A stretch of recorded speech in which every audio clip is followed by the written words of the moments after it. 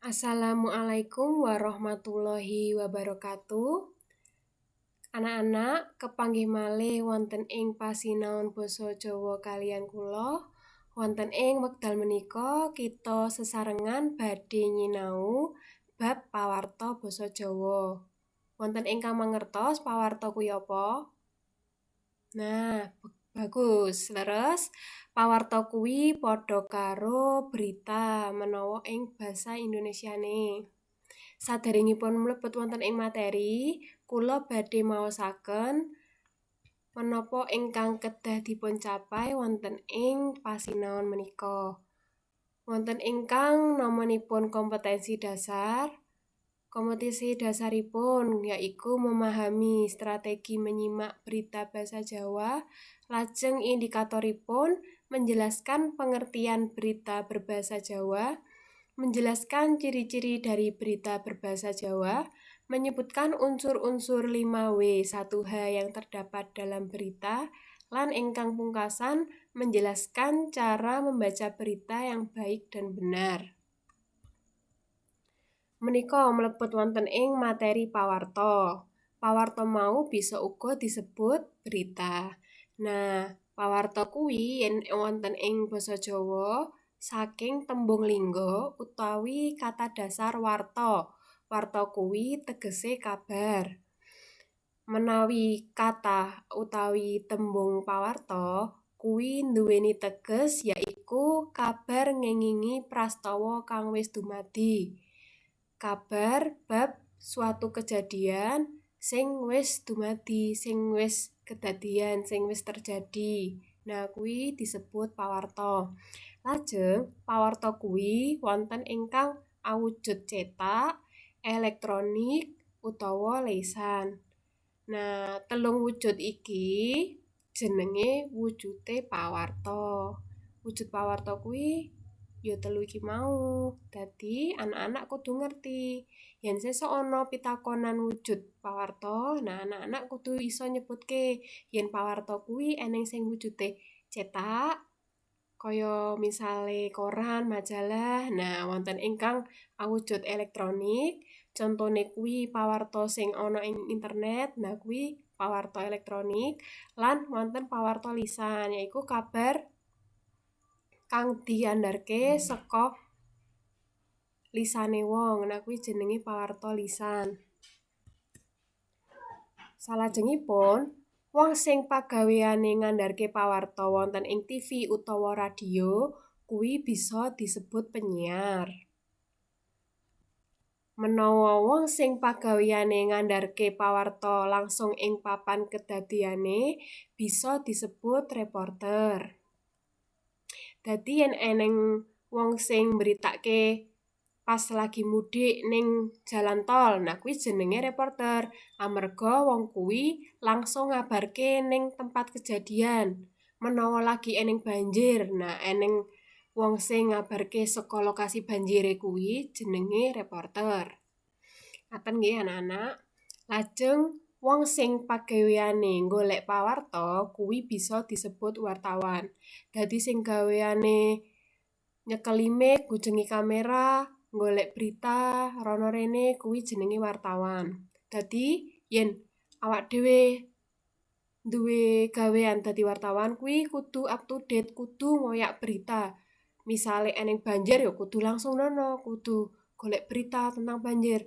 Lagi eneng gempa misale. Nah, kuwi sing jeneng wartawan kudu ana ing lokasine gempa, kudu golek berita. Piye to gempane, disebabke apa, sapa wae korbane, misale ngono. Nah, lajeng miturut wujude pawarta kuwi kaperang dadi loro. Eneng sing jenenge pawarta lesan sing diandharke utawa diwaca langsung dening wong ing radio utawa TV, lan eneng jenenge pawarta tulisan. Pawarta tulisan kuwi dijlentrehake lumantar media cetak. Contone Ariwarti utawa majalah, Kalawarti utawa koran, lan bisa uga wonten ing internet. Lajeng titikane utawa ciri-cirine pawarta kuwi eneng sing jenenge aktual. Aktual tegese kedadiane isih anyar. Lajeng faktual. Faktual kuwi pancen nyata anane. Lajeng wigati. Paraga lan isine pawarta kuwi penting. Nah, kayata misale presiden utawa lagi ngabarke DPR, MPR. Nah, kuwi mergane paragane kuwi penting. Yen misale mung wong ra penting mesti ra mungkin mlebu ning berita. Ngaten nggih. Lajeng narik kawigaten. Dadi pawartane kuwi bisa nggawe gumune wong liya. Terus cekak aos, dadi ora dawa lan ora ngladrah. Supaya wong sing maca kuwi ya ora bosen lan bisa enggal-enggal ngerti maksude saka beritane kuwi. Lajeng objektif. Beritane kudu imbang, ora mojokke wong liya. Ingkang pungkasan jangkep utawa pepak lan lengkap. Salajengipun wonten ing pawartos uga nduweni unsur-unsur. Nah, unsure kuwi padha kaya ning basa Indonesia disebut 5W1H. Nah, 5W1H kuwi eneng jenenge what. What kuwi apa kang diwartakake. Lajeng who, sapa arane paraga ing warta. Lajeng when, kapan dumadine. Where, ing ngendi dumadine utawa papane. Why, apa jalaran kedadeyane iku. Bisa uga disebut ngopo utawa geneo. Lajeng how, utawa kepiye kedadeyane. Nah, kuwi bisa ngandharke urut-urutane kedadeyan. Salajengipun eneng sing jenenge perangane teks pawarta. Dadi perangan kuwi bisa uga disebut bagian-bagian saka teks pawarta. Ingkang sepisan kuwi eneng jenenge irah-irahan. Irah-irahan kuwi padha karo judul. Dadi judule pawarta kuwi kudu ringkes antarane 3 tekane gangsal tembung. Nelakake isi pawarta kudu bisa nggambarke isine pawarta lan bisa narik kawigaten. Dadi bisa nggawe wong sing maca kuwi tertarik dadi kepengin maca beritane. Lajeng eneng sing jenenge teras pawarta. Kuwi isine paragraf kapisan sawise irah-irahan.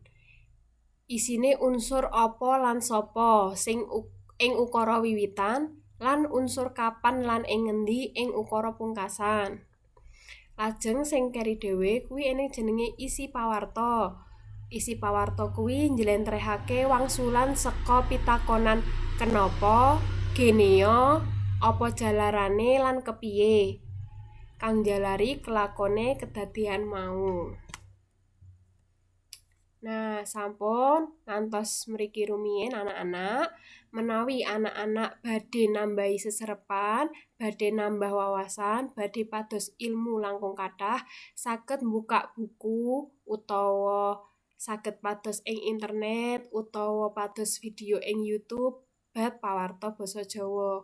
Nah, menika saged nambahi seserepan. Mengko iso ijol-ijolan ilmu karo kancane. Yen kancane wis golek materi, nah, mengko iso ijolan karo kancane sijine.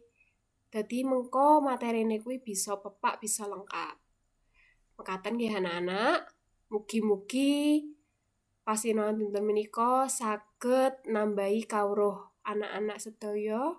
Matur nuwun awit kawigatosanipun. Wassalamualaikum warahmatullahi wabarakatuh.